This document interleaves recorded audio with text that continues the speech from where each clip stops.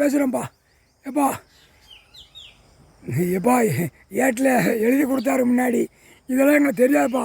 இப்போ அந்த பாடத்தை எடுக்கார், பாடத்தை விடுதாரு. மானிட பிறவிக்கு அனைத்தும் கடவுள் தான் விடுதாரு, கடவுள் தான் நடத்தார். ஆனால் விளையாட விடுவார், சிரிக்கணுங்கார். மானிட பிறவி நான் விடுற கணக்கு சிரிக்கணும் அப்படிங்கார்.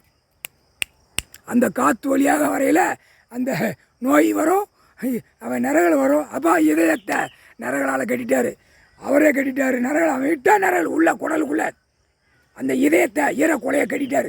நீ என்னச்சுதா, நீ ஒரு கட்டு கட்டிடு. கட்டி அவன் மூக்கோலியை விட்டாலும் நரகளை வரும், வாய் வலியை விட்டாலும் நரகளை வரும், கை ரெண்டு வீசி விட்டாலும் நரகளை வரும். எழுதால எல்லாமே நரகள். அதனால் கணக்கு போட்டாச்சு, கணக்கு இட்டாச்சு, கணக்கு போட்டாச்சு. நரகள் அவன் இதயத்தை அடிச்சிட்டாரு. அவன் இதயத்தை கடைசியாக கணக்கு போடுறாரு.